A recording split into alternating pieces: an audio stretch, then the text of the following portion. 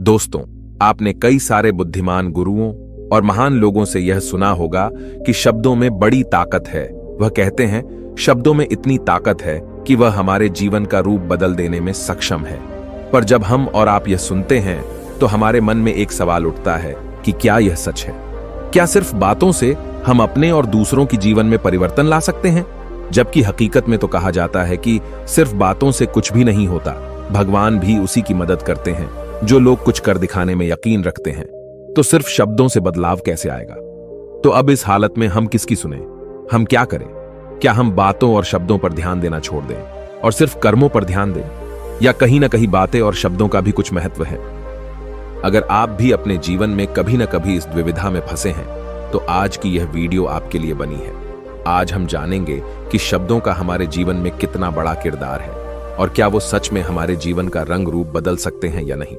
तो चलिए शब्दों की दुनिया में साहसी यात्रा पर निकलें और जानें कैसे शब्दों का जादू हमें अपनी ओर खींचता है और हमें बांधता है, और कैसे केवल शब्दों से हमारा पूरा जीवन एक नया रूप ले सकता है। क्योंकि हमारी बातें एक इंसान को बना भी सकती हैं और बिगाड़ भी सकती हैं। दोस्तों, लेकिन कहानी शुरू करने से पहले मेरी एक छोटी सी रिक्वेस्ट है आपसे। कृपया इस वीडियो को लाइक कर दे। आपका ये लाइक हमें प्रोत्साहन देता है। तो चलिए आज हम यही बातें एक कहानी के माध्यम से समझते हैं। दोस्तों, एक नगर में एक महान बौद्ध भिक्षु रहा करते थे। वह बहुत ज्ञानी थे और बहुत ही शांत स्वभाव के थे, और उनकी यह बात ही उनकी विशेषता भी थी। एक बार की बात है, बौद्ध भिक्षु नगर वासियों को उपदेश दे रहे थे। बौद्ध भिक्षु कह रहे थे कि शब्दों में जीवन बदलने की शक्ति होती है। अपने शब्दों से जीवन बदलो। हम जो भी शब्द अपने लिए या दूसरों के लिए कहते हैं या जो भी बातें करते हैं उस पे हमें ध्यान देना चाहिए। इतना कहकर बौद्ध भिक्षु ने अपना उपदेश समाप्त किया और वहां से चले गए। एक दिन वह बौद्ध भिक्षु एक मार्ग से होकर गुजर रहे थे। उसी मार्ग से एक युवक होकर गुजर रहा था। उस युवक ने जब उन बौद्ध भिक्षु को देखा तो वह जोर जोर से हंसने लगा और कहने लगा, अरे साधु महाराज, आप तो ढोंगी है। आपके उपदेशों में यह कहने से कि शब्दों में बड़ी ताकत है, आपकी बात सत्य नहीं हो जाएगी। ये सब सिर्फ बातें हैं। भला ऐसे कैसे हो सकता है कि शब्दों से हमारा जीवन बदल सकता है? उस युवक की सारी बातें उन भिक्षुओं ने ध्यानपूर्वक सुनी और उसके बाद वह मुस्कुराते हुए उस युवक से कहते हैं, बेटा, नाद से ही तो यह दुनिया प्रकट हुई है, और अच्छे शब्दों के पीछे भी नाद ही होता है जो पूरा जीवन बदल देता है। वह बौद्ध भिक्षु उस युवक से कहते हैं, देखो, मैं तुम्हें अपने अनुभव से बता रहा हूं, लेकिन फिर भी तुम्हें यकीन न हो तो तुम इसे खुद आजमा कर देख सकते हो। उन बौद्ध भिक्षु की यह बात सुनकर युवक थोड़ा सा गंभीर हो गया। उसने काफी देर सोच विचार किया और उसके बाद उन बौद्ध भिक्षु से कहता है, हे गुरुवर, अगर ऐसी बात है तो आप मेरे साथ चलिए। मेरा छोटा भाई है जिसकी उम्र करीब 25 वर्ष है और उसे न जाने क्या हुआ है। वह करीब 3 वर्षों से कुछ भी नहीं करता, बस लेटा रहता है। दिन भर वो कुछ न कुछ सोचता रहता है। उसकी यह हालत देखकर हम सब बहुत परेशान हैं। माता पिता भी बहुत चिंतित रहते हैं। हम सब ने कई तरीके अपनाए, कई योजनाएं अपनाई, लेकिन कुछ भी काम नहीं आया। हमने कई बार उससे बात करने तक की कोशिश की, लेकिन वह हमसे कुछ भी नहीं कहता। परिवार का हर एक सदस्य पूरी तरह से थक चुका है, हार चुका है। आखिर वह क्या करना चाहता है, किसी को कुछ नहीं पता। तो हमारे शब्दों से उसका जीवन क्यों नहीं बदला? और जैसा कि आप कह रहे हैं कि शब्द सचमुच जीवन बदल सकते हैं, तो क्या आप मेरी मदद करेंगे? इस पर बौद्ध भिक्षु मुस्कुराते हुए उस युवक के साथ चल पड़ते हैं। वह युवक उन बौद्ध भिक्षु को एक खेत में ले जाता है और अपने भाई की तरफ इशारा करके कहता है, हे गुरुवर, यही मेरा भाई है जो पूरे गांव में आलस और मक्कारी के लिए मशहूर है। आप कहते हैं कि शब्दों में वह शक्ति है जो हमारा जीवन बदल सकती है।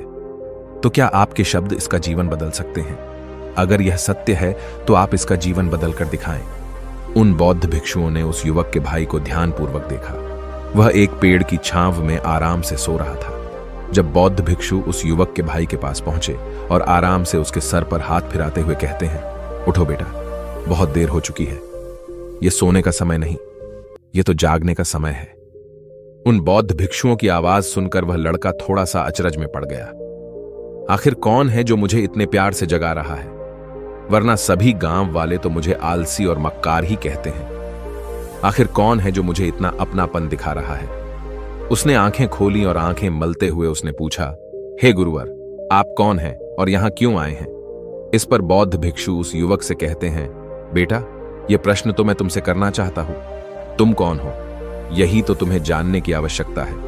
उन बौद्ध भिक्षुओं की बात सुनकर वह लड़का जोर से हंस पड़ता है और कहता है, हे गुरुवर, यदि आपको मेरे बारे में जानना है तो जाइए और गांव के किसी भी सदस्य से पूछ लीजिए। आपको पता चल जाएगा कि मैं कौन हूं। आपसे हर कोई यही कहेगा कि वह तो आलसी है, मक्कार है, तरह तरह के ताने सुनाएंगे, तरह तरह की बातें कहेंगे। इससे आपको यह जरूर यकीन हो जाएगा और आपको यह पता भी चल जाएगा कि मैं कौन हूं। तभी बौद्ध भिक्षु मुस्कुराते हुए उस लड़के से कहते हैं, सबसे पहले मेरी यह बात सुन लो। मेहनती इंसान के खुद के शब्द उसे अंदर तक चोट पहुंचाते हैं, इसलिए कभी भी अपने आप को कोसो मत। अपने शब्दों को सुधारो। और मेरी यह दूसरी बात भी सुन लो। मैंने उन गांव वालों से नहीं पूछा कि तुम कौन हो, मैं तुमसे पूछ रहा हूं कि तुम कौन हो, लेकिन तुमने तो अपनी आदतें मुझे बताई। आलस तुम्हारी पहचान नहीं, तुम्हारी आदत हो सकती है, और इंसान नहीं, उनकी आदतें खराब होती हैं। इसलिए बेटा, तुम आलसी और मक्कार नहीं हो, यह तो तुम्हारी आदत है। बस इतनी सी बात है जो गांव वाले नहीं समझ सकते। ये सारी बातें सुनकर वो लड़का थोड़ा सा आश्चर्यचकित रह गया, क्योंकि गांव वाले हमेशा उसे मक्कार, आलसी और तरह तरह के ताने ही सुनाया करते थे। उन बौद्ध भिक्षुओं की यह बात सुनकर उस लड़के की आंखों में आंसू आ गए। वह तुरंत ही दोनों हाथ जोड़कर उन बौद्ध भिक्षु के चरणों में गिर पड़ा और उनसे कहने लगा, आप सत्य कहते हैं, यह मेरी आदत ही है और मैं इस आदत से बहुत परेशान हूं। मैंने बहुत कोशिशें भी की, लाख उपाय किए, लेकिन मैं अपनी इस आदत से छुटकारा ना पा सका। इन आदतों से बाहर आना बहुत कठिन है। मैंने कई बार आलस छोड़ने का प्रयास तक किया, पूरी कोशिश भी की, लेकिन कोई लाभ नहीं हुआ। मैं जब भी कोई कार्य करने की कोशिश करता हूं तो पता नहीं क्यों मेरा मन कहीं और भागने लगता है। मेरा दिमाग किसी और दिशा में काम करने लगता है और मैं उस काम पर ध्यान ही नहीं दे पाता। मैं क्या करूं, कैसे करूं, मुझे कुछ भी समझ नहीं आता। जब भी मैं किताबें पढ़ने की कोशिश करता हूं तो मुझे नींद आने लगती है। मन में एक अजीब सा दर्द महसूस होता है। ऐसा लगता है कि मेरा जीवन यूं ही व्यर्थ जा रहा है, और जब मैं इस दर्द को बर्दाश्त नहीं कर पाता तो मैं सो जाता हूं, ताकि जब मैं उठूं तो मुझे दर्द न महसूस हो। और अब तो मुझे यह भी यकीन हो चुका है कि मैं इन आदतों से नहीं निकल सकता। ये आदतें मुझे नहीं छोड़ने वाली।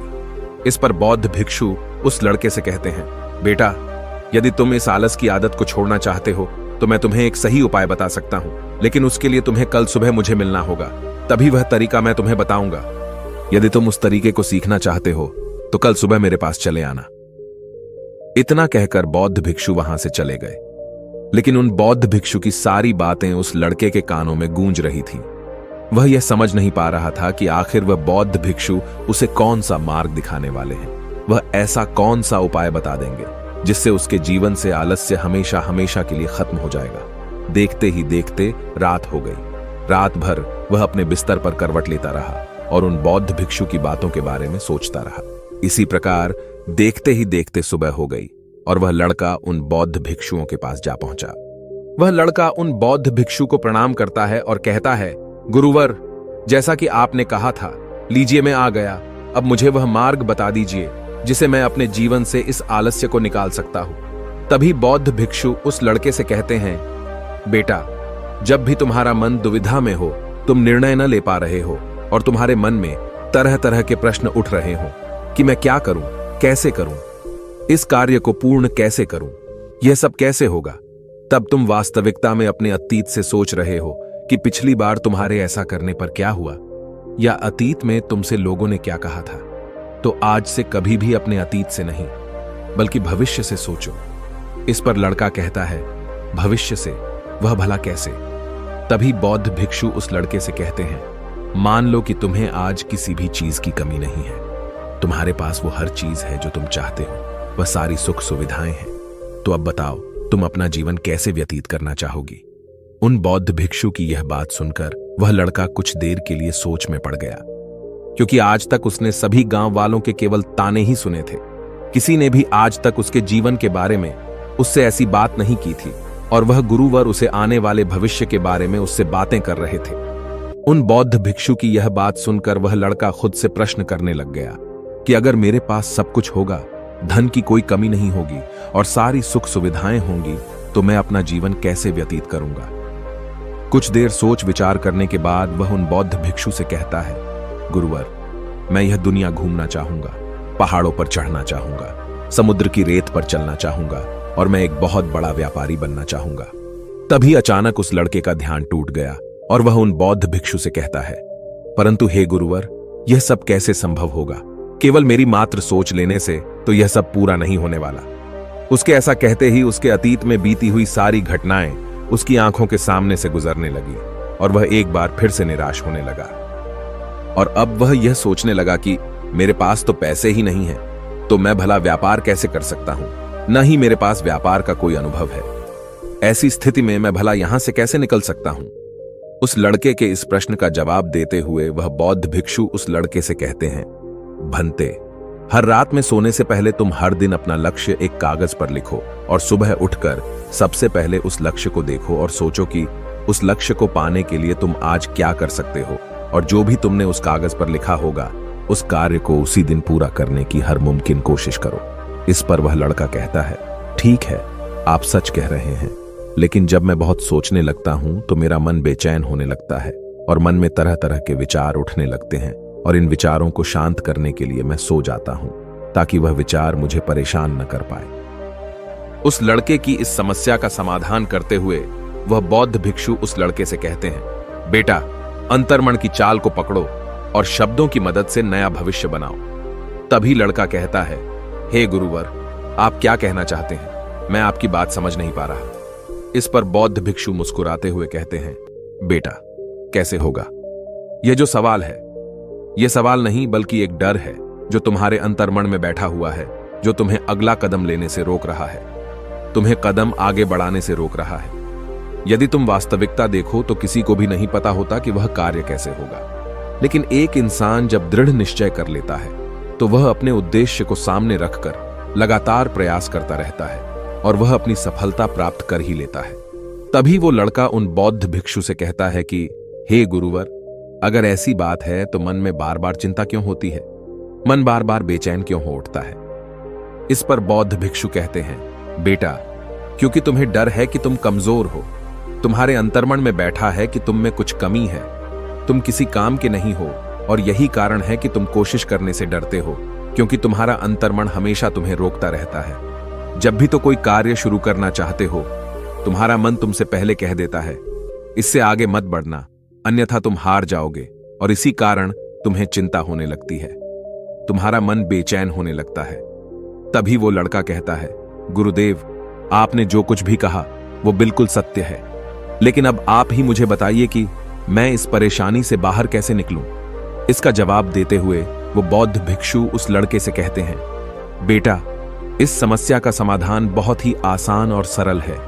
तुमने देखा होगा कि अक्सर ही हम अपने आप को दोष देते रहते हैं, अपने आप को तरह तरह के अपशब्द कहते रहते हैं जो हमारे अंतर्मन में जाकर बैठ जाते हैं और वही हमें आगे बढ़ने से रोकते हैं।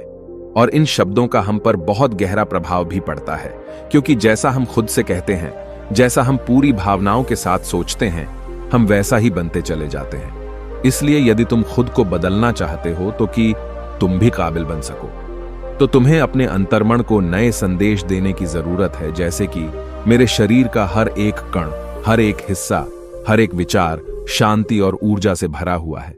मैं दृढ़ संकल्प और आत्मविश्वास के साथ हर दिन के लक्ष्यों को पूरा करता हूं। मैं अपने कमजोरी को अभ्यास में बदलता हूं, चिंता को ध्यान में बदलता हूं। मैं उत्साह और ऊर्जा से भरा हुआ हूं, लगातार अपने लक्ष्यों पर काम करता हूं। ऐसे शब्द जब तुम खुद से कहोगे तो तुम शक्तिशाली महसूस करने लगोगे और तुम्हारी सारी चिंताएं खत्म होने लगेंगी, क्योंकि यही शब्दों की ताकत है।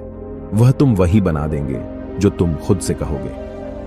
तुम जितनी भावना के साथ यह वाक्य बोलते हो, उसे महसूस करते हो, उतनी ही भावनाओं से यह शब्द तुम पर असर करना शुरू कर देंगे। धीरे धीरे यह शब्द तुम्हारे मन और व्यक्तित्व की सोच का हिस्सा बन जाएंगे। लेकिन मेरी एक बात याद रखना कि तुम्हारा अंतर्मन इतनी आसानी से हार नहीं मानने वाला। जब तुम आगे बढ़ोगे तो मौका मिलते ही वह तुम्हें पीछे खींचेगा। तुम्हारे अतीत के बीते हुए सारे कड़वे अनुभव तुम्हें याद दिलाएगा, ताकि तुम डर जाओ और एक बार फिर से अपने लक्ष्य का पीछा करना छोड़ दो। लेकिन तुम्हें इसकी चिंता नहीं करनी है। उन सकारात्मक शब्दों के कारण तुम्हारा मन सकारात्मक विचारों को स्वीकार करने लगेगा। आगे वह बौद्ध भिक्षु उस लड़के को चेतावनी देते हुए कहते हैं, मेरी एक बात और याद रखना कि तुम्हारा ध्यान आलस्य पर नहीं होना चाहिए, अर्थात तुम्हें कभी आलस नहीं मिटाना, बल्कि तुम्हें एक नए भविष्य का निर्माण करना है, एक नए व्यक्तित्व का निर्माण करना है। तुम्हारा पूरा ध्यान केवल इस पर ही होना चाहिए। उन बौद्ध भिक्षुओं की बात सुनकर लड़का कहता है, ठीक है गुरुवर, आप जैसा कहते हैं मैं वैसा ही करूंगा। तभी वह बौद्ध भिक्षु उस लड़के से कहते हैं, बेटा, अभी तो मैं इस गांव से जा रहा हूं, लेकिन कुछ सालों के बाद मैं वापस आऊंगा। इतना कहकर बौद्ध भिक्षु वहां से चले गए और वह लड़का अपने घर लौट गया। लेकिन अब उस लड़के के मन में तरह तरह के विचार चल रहे थे। वह लड़का यह सोच रहा था कि अगर मैं अपनी मनपसंद जिंदगी जीने लगूंगा, अगर मैं दुनिया घूमने लगा, नए लोगों से मिलने लगा और अपनी पसंद का काम करने लगा, तो मेरी जिंदगी कैसी होगी।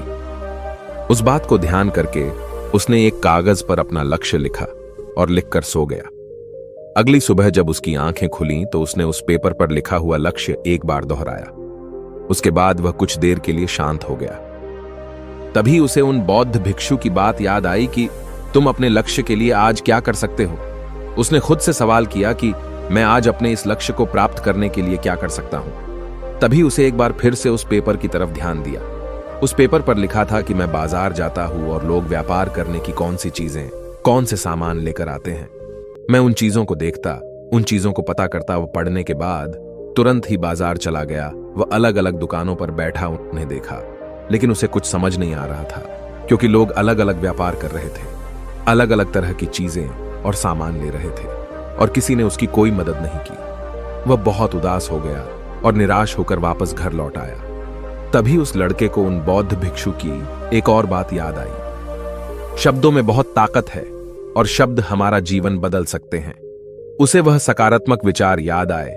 वह उन्हें सुबह शाम दोहराने लगा और अब से वह हर दिन ऐसा ही करता। देखते ही देखते 1 महीना बीत चुका था, लेकिन अब तक उसके जीवन में कोई बदलाव नहीं आया था। अब वह लड़का यह सोचकर निराश होने लगा था कि उसके जीवन में तो कुछ भी परिवर्तन नहीं हो रहा। लेकिन 1 महीने के बाद उसे महसूस हो रहा था कि वह पहले से अच्छा महसूस कर रहा है। उसका दिमाग अब अच्छी तरह से सोच पा रहा है। वह पहले से ज्यादा चलने फिरने लगा है। धीरे धीरे उसे समझ में आने लगा कि जो लोग आगे बढ़ते हैं, महान काम करते हैं, उनकी सोच में कितना अंतर होता है। वे लोग हमेशा शक्तिशाली विचार सोचते हैं। दूसरों की छोटी सोच और डर से वह कभी प्रभावित नहीं होते। जब भी उनके सामने कोई मुश्किल आन पड़ती है तो वह घबराते नहीं, बल्कि उस समस्या का समाधान निकालते हैं। इस समस्या के समाधान पर ध्यान केंद्रित करते हैं और न ही वह कभी किसी का इंतजार करते हैं। वह केवल खुद पर विश्वास करते हैं और तुरंत ही कदम आगे बढ़ाते। जब उस लड़के को ये सारी बातें समझ में आने लगीं, तो उसने भी धीरे धीरे अपने कदम आगे बढ़ाने शुरू किए। उसने बिल्कुल वैसा ही व्यवहार करना शुरू किया। अब से वो कभी खाली नहीं बैठता था। जब भी उसका मन करता, वो बाजार जाता और लोगों के बारे में जानता समझता कि वो किस प्रकार व्यापार कर रहे, कौन से चीजें खरीद रहे हैं और किन चीजों पर उन्हें लाभ हो रहा है। और जब उसका मन करता तो अपने पिता की मदद भी करता था। वो अपने पिता के साथ मंडी में जाता, वहां पर जाकर मोल भाव करता। ते हमेशा कुछ न कुछ सीखने में ही जुटा रहता है। तभी एक दिन गांव में एक मसाले का व्यापारी आया। उसे कुछ पढ़े लिखे नौजवानों की जरूरत थी जो माल की गिनती कर सके और हिसाब रखने का काम कर सके। वह लड़का अपने लक्ष्य को जानता था कि उसे क्या पाना है। उसे समझ में आ गया था कि इस काम से उसे बहुत कुछ सीखने को मिलेगा। बेहिचक उस सेठ के पास पहुंच गया। वह जानता था कि उसे उस काम के बहुत कम पैसे मिलेंगे, लेकिन फिर भी वह उस काम को करने के लिए तैयार था। अब उस लड़के की सोच पूरी तरह से बदल चुकी थी। अब वह बाकी लोगों की तरह नहीं सोचता था। बहुत ईमानदार और समझदारी से काम करता था। देखते ही देखते करीब 3 महीने बीत गए और अब व्यापारी यह समझ चुका था कि नौजवान बहुत ही समझदार है और वह उसे व्यापार में बहुत मदद करता है। इसलिए उस मसाले के व्यापारी ने उस लड़के को अपना सहायक बना लिया। उस व्यापारी ने देखा कि इस लड़के की दिनचर्या सबसे अलग है। यह हर दिन पढ़ता है, लिखता है, सुबह उठकर ध्यान करता है, नई चीजें सीखता है। परेशानी आई तो भी विचलित नहीं होता। यह सबसे सम्मान से बात करता है, सबका आदर करता है। देखते ही देखते 1 साल बीत चुके थे और अब तो व्यापारी उस नौजवान से बहुत खुश था। उसने धीरे धीरे उस नौजवान को व्यापार के सारे गुण सिखा दिए और देखते ही देखते वह लड़का अब एक छोटा सा व्यापारी बन चुका था।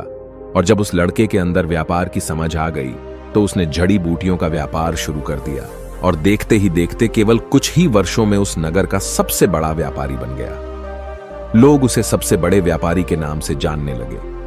उसकी नाम दूर दूर तक फैलने लगा। करीब 5 वर्षों बाद जब वह वापस अपने घर लौटा तो लोग बहुत हैरान थे। उसे देखकर लोग बहुत अचंभित थे। उसके सारे जानने वालों ने उस लड़के से पूछा, तुम इतना कैसे बदल गए? तब उसने कहा, उन गुरु ने सच ही कहा था, शब्दों से हम जीवन बदल सकते हैं। वैसे आपने आज के इस वीडियो से क्या सीखा हो, मुझे आप कमेंट में जरूर बताइएगा। इसी के साथ में उम्मीद है कि आपको आज की ये वीडियो जरूर पसंद आई होगी। तो इस वीडियो को लाइक और अपने दोस्तों के साथ शेयर भी जरूर कीजिएगा और हमें ऐसे ही सपोर्ट करने के लिए चैनल को सब्सक्राइब जरूर दबा दीजिएगा। तो चलिए फिर मिलते हैं अगली वीडियो में। तब तक के लिए अपना ख्याल रखें। धन्यवाद और नमो बुद्धाय।